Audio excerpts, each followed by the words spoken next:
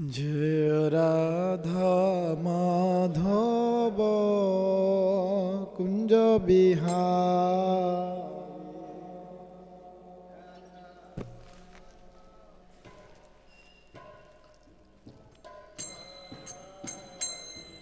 जय गोपी जन वल्लभ गिरिवर धारी। गोपी जन वल्लभ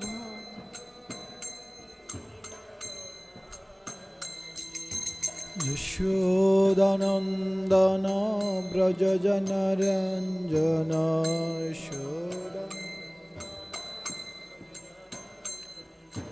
यशोदानंदन ब्रज जन रंजन।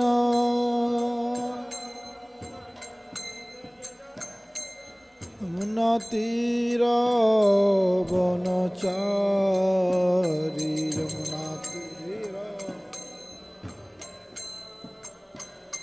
यमुना तीर वनचारी।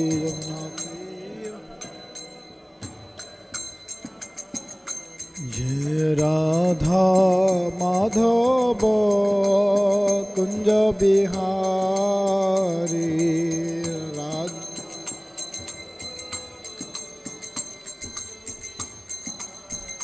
हरे कृष्णा कृष्णा कृष्णा हरे हरे। हरे राम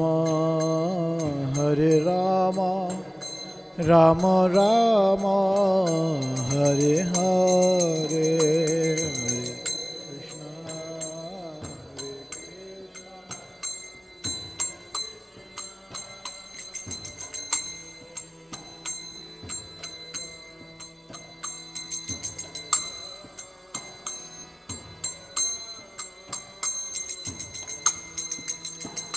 हरे कृष्णा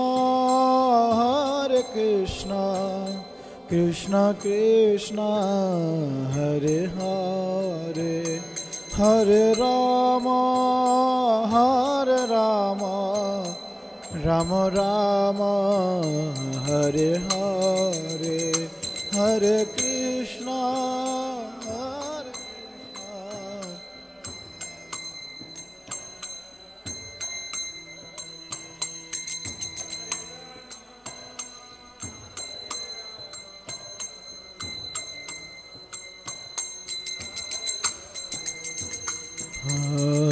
कृष्णा हरे कृष्णा कृष्णा कृष्णा हरे हरे। हरे राम राम राम हरे हरे। हरे कृष्णा कृष्णा।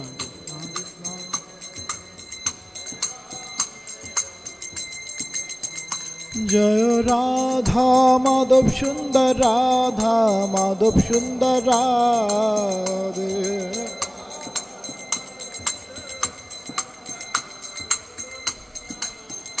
जय गौरनिताय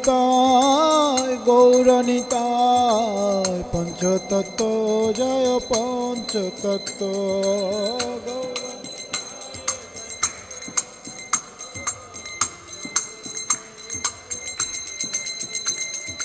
जय जय प्रभुपाद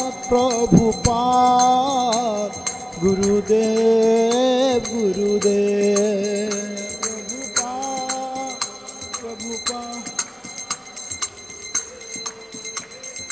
निताय गौर हरि बोल हरि बोल हरि बोल हरि बोल। निताय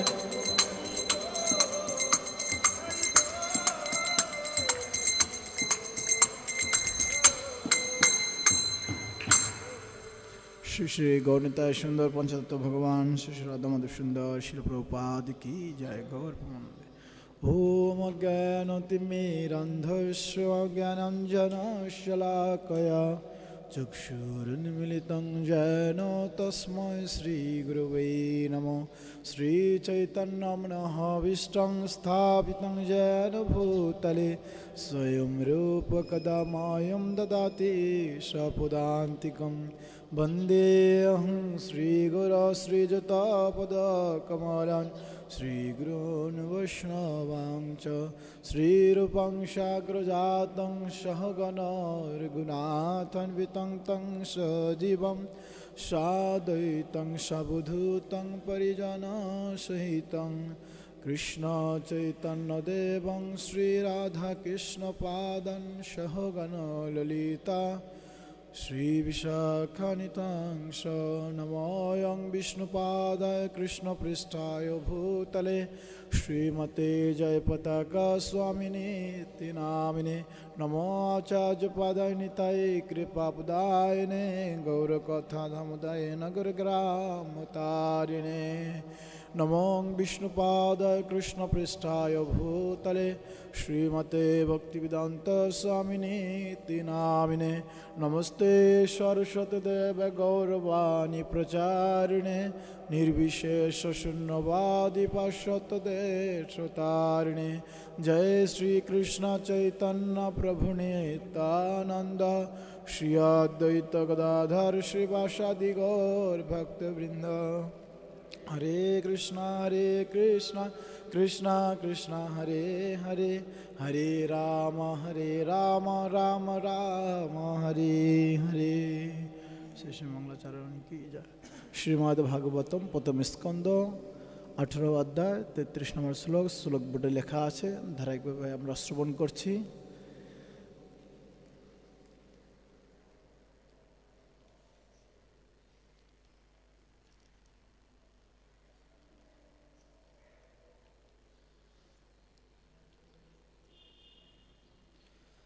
এই অধ্যায়ের নাম মহারাজ পরীক্ষিত ব্রাহ্মণ বালকের দ্বারা অভিশপ্ত। অহো অধর্ম পালানাম পিবম বলিভুজমিব স্বামিনী অঘুম যৎ দাসনম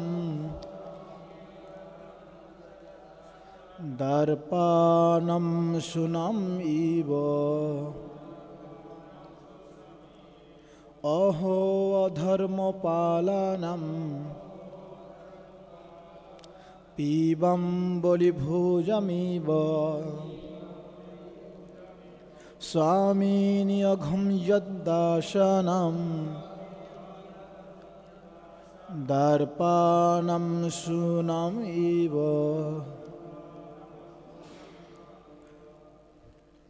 বলেন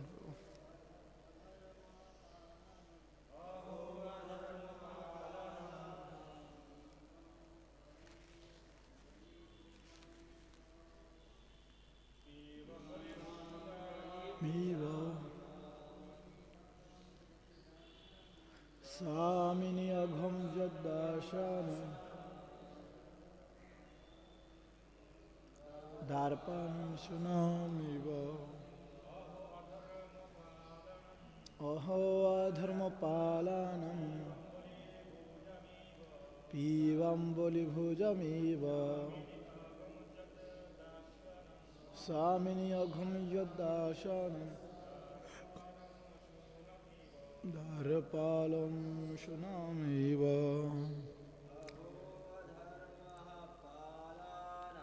অহো অধর্ম পালনম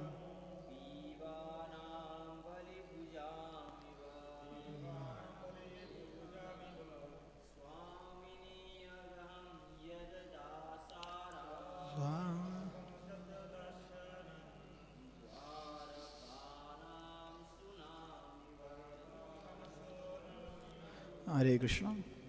শ্রীমদ্ ভাগবতের এই শ্লোকের শব্দার্থ তাৎপর্য শিল প্রভুপাদ দ্বারা শিল প্রভুপাদ কি যায়। অনুবাদ। ব্রাহ্মণ বালক সিঙ্গি দেখো শাসকেরা কি রকম পাপ আচরণ পরায়ণ হয়েছে।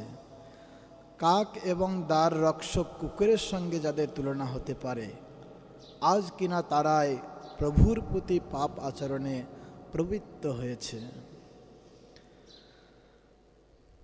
খুব সুন্দর এটা। এখন হচ্ছে কালকে আমরা শুনছি যে এই শমিক ঋষির যে ছেলে খেলা করছিল, সেখানে অন্য বালকেরা তাকে বলছিল যখন যে তোমার বাবার এইরকম লাঞ্ছিত হয়েছে, তো তখন তিনি আজকে এই কথা শুরু করছেন তার সম্বন্ধে, যে এরকম পাপ আচরণ করেন একজন রাজা। তো এখানে তাৎপর্য পড়ছি আমরা। ব্রাহ্মণদের সমাজরূপী শরীরের মস্তক এবং মস্তিষ্ক বলে মনে করা হয়, আর ক্ষত্রিয়রা হচ্ছে সমাজরূপী শরীরের বাহু। শরীরকে সব রকম আঘাত থেকে রক্ষা করার জন্য বাহুর প্রয়োজন, কিন্তু বাহুকে অবশ্যই মস্তকের নির্দেশ অনুসারে আচরণ করতে হয়। ভগবানের পরম নির্দেশনায় এইটি একটি স্বাভাবিক আয়োজন, এবং শ্রীমদ্ ভগবদ্গীতায় প্রতিপন্ন হয়েছে যে ব্রাহ্মণ, ক্ষত্রিয়, বৈশ্য, শূদ্র এই চারটি বর্ণ গুণ এবং কর্ম অনুসারে বিভক্ত করা হয়েছে। সুযোগ্য ব্রাহ্মণ পিতার নির্দেশনায় ব্রাহ্মণ পুত্রের স্বাভাবিকভাবেই ব্রাহ্মণ হওয়ার খুব ভালো সুযোগ থাকে, ঠিক যেমন একজন চিকিৎসকের পুত্রের চিকিৎসক হওয়ার খুব ভালো সম্ভাবনা থাকে। এই প্রকার বর্ণাশ্রম ব্যবস্থা অত্যন্ত বিজ্ঞানসম্মত। পিতার বৃত্তি অনুসারে পুত্রের ব্রাহ্মণ অথবা চিকিৎসক হওয়ার খুব ভালো সম্ভাবনা থাকে। সমস্ত শাস্ত্রে এবং সমাজ ব্যবস্থায় নির্দেশ দেওয়া হয়েছে যে উপযুক্ত গুণাবলী অর্জন না করলে ব্রাহ্মণ অথবা চিকিৎসক হওয়া যায় না। এখানে শৃঙ্গী একজন মহান ব্রাহ্মণের গুণসম্পন্ন পুত্র, তার জন্ম এবং শিক্ষা অনুসারে ব্রহ্মচিত তেজ লাভ করেছিলেন, কিন্তু একজন অনভিজ্ঞ বালক হওয়ার ফলে তার সংস্কৃতির অভাব ছিল।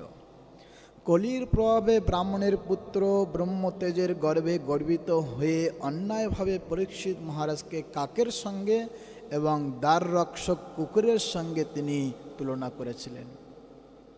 রাজা অবশ্যই রাষ্ট্রের দ্বাররক্ষক কুকুরের মতো, কেননা তিনি শত্রুর আক্রমণ থেকে রাষ্ট্রকে রক্ষা করার জন্য সতর্ক দৃষ্টিতে সীমানা পাহারা দেন, কিন্তু তা বলে তাকে একটি কুকুরের সঙ্গে তুলনা করা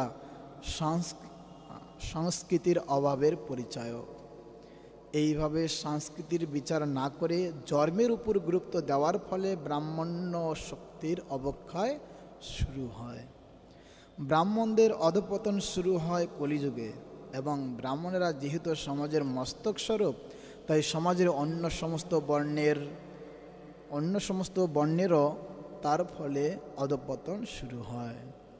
ব্রাহ্মণ ও সংস্কৃতির এই অধঃপতনের সূত্রপাত সিঙ্গির পিতা শমিক ঋষির গভীর অনুতাপের কারণ হয়েছিল, যা আমরা এখানে দেখতে পাব। হরে কৃষ্ণ কৃষ্ণ কৃষ্ণ হরে হরে, হরে রাম রাম রাম হরে হরে।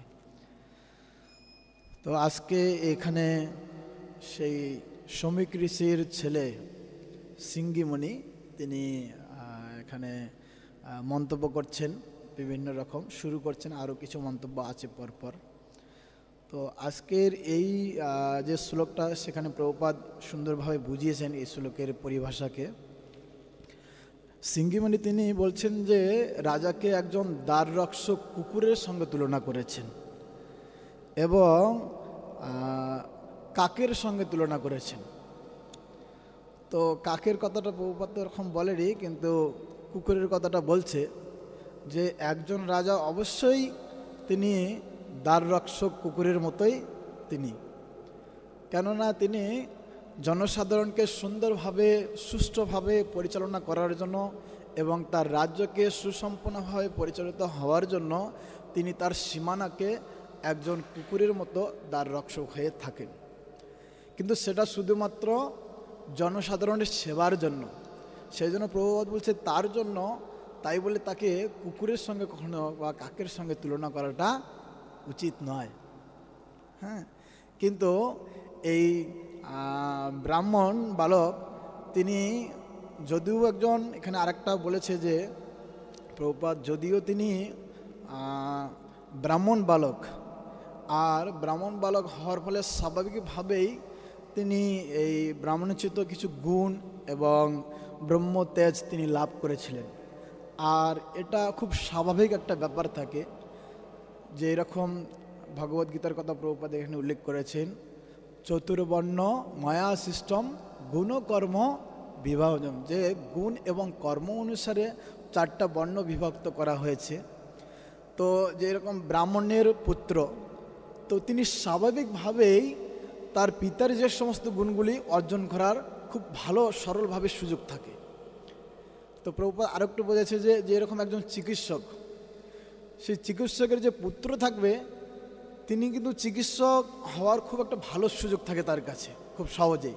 কিন্তু তার মানে এই নয় যে চিকিৎসকের ছেলে চিকিৎসকে হবে, এমন নয়, কিন্তু তার কাছে সেই সুযোগটা খুব ভালো থাকে। তো সেই অনুসারে এই শ্রমিক ঋষির ছেলে খুব ভালো সুযোগ থাকার কারণে সে কিছু ভালো একটু গুণ অর্জন করেছিল, ব্রাহ্মণোচিত গুণ এবং ব্রহ্মদেশ। কিন্তু যেহেতু সে অত্যন্ত কম বয়সে ছিলেন এবং সেই জন্য সেই বালক ইসে হওয়ার কারণে আর কলির প্রভাবে তিনি এই তুলনাগুলো করেছেন রাজাকে, এই রাজাকে করেছেন। আগে এখানে বর্ণনা করবেন শ্রমিক ঋষি যখন এই শুনতে পাবেন সব কিছু বিস্তারিত, তো তখন অনুতাপ করবেন যে যিনি বিষ্ণুতুল্য রাজা তাকে তুমি এইরকম কাকের সঙ্গে এবং কুকুরের সঙ্গে তুলনা করেছো, এটা তো ঠিক নয়। তো এইভাবে সেখানে এসে করবেন। তো আজকের এই শ্লোকের বেশি পরিভাষা হচ্ছে যে 4টা বর্ণ সম্বন্ধে এখানে বলা হয়েছে। তো বর্তমান সমাজে যে ব্যবস্থাপনা সেটা জন্মগতভাবেই সবাই দেখে, হ্যাঁ, কিন্তু আসলে জন্মগতভাবে যদি আমরা দেখব তখনই সমাজের ব্যবস্থাপনায় বিশৃঙ্খলা ঘটে যাবে। যদি আমরা বৈদিক শাস্ত্রের সিদ্ধান্ত অনুসারে আমরা সমাজ ব্যবস্থাপনায় যদি এগিয়ে যাই তাহলে নিশ্চিতরূপে সেই সমাজ ব্যবস্থাপনায় পরিপূর্ণভাবে সুষ্ঠুভাবে তা পরিচালিত হবে। প্রভুপাদ সে কথা এখানে বুঝিয়েছেন যে যদি একজন ব্রাহ্মণের যদি সন্তান যদি এবার যদি ক্ষত্রিয়র মধ্যে কাজ করতে যায় তাহলে সেটা সম্পূর্ণরূপে অন্যরকম হয়ে যাবে। তো সেই জন্য প্রভুপাদ এখানে বলেছে যে আমাদের কলিযুগের এই অবস্থাটার কারণটা হলো কি না, এটাই যে বৈদিক শাস্ত্রের অনুশাসন আমরা না মেনে আমরা জন্মগত অনুশাসন অনুসারে আমরা ব্যবস্থাপনা করতে যাচ্ছি, সেই জন্য এই কলিযুগের এই অধঃপতনের অবস্থা বেশি হয়ে যাচ্ছে। হ্যাঁ, কারণ প্রভুপাদ এখানে বলেছে যে যেমন এই শরীরটা একটা হচ্ছে সমাজরূপী, সেই সমাজের হচ্ছে যিনি মাথা সেটা হচ্ছে আমাদের মস্তিষ্ক। হ্যাঁ, এবং সেই শরীরকে এবং মস্তিষ্ককে রক্ষা করার জন্য আমাদের 2 বাহুর প্রয়োজন হয়। কিন্তু যদিও বাহুর প্রয়োজন হয় তাকে রক্ষা করার জন্য, কিন্তু তারপরও সেই বাহুকে মস্তিষ্কের দ্বারা তাকে পরিচালিত হতে হয়।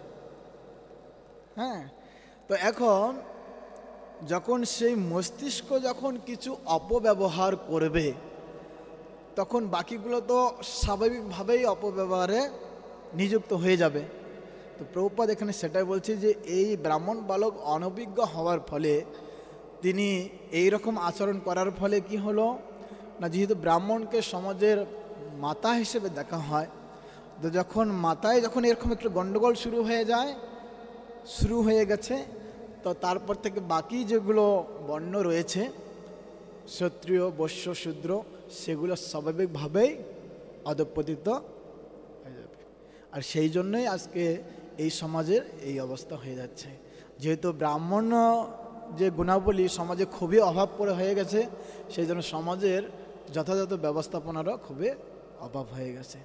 তো কিন্তু আমরা এখন শিল প্রভুপাদের যে সিদ্ধান্ত সেই সিদ্ধান্তে যদি আমরা উপনীত হতে পারি এবং শ্রী চৈতন্য মহাপ্রভুর যদি আমরা ইচ্ছাকে তার যে ব্যবস্থাপনাকে আমরা যদি স্বীকার করতে পারি তাহলে সেই সমাজ ব্যবস্থাপনায় আমরা আবার ফিরে আসতে পারবো। শ্রী চৈতন্য মহাপ্রভু সেই জন্য সেই শিক্ষা দিয়ে গেছেন, পৃথিবীতে আছে যত নগর আদি গ্রাম সর্বত্র প্রচারিত হবে মোর এই নাম।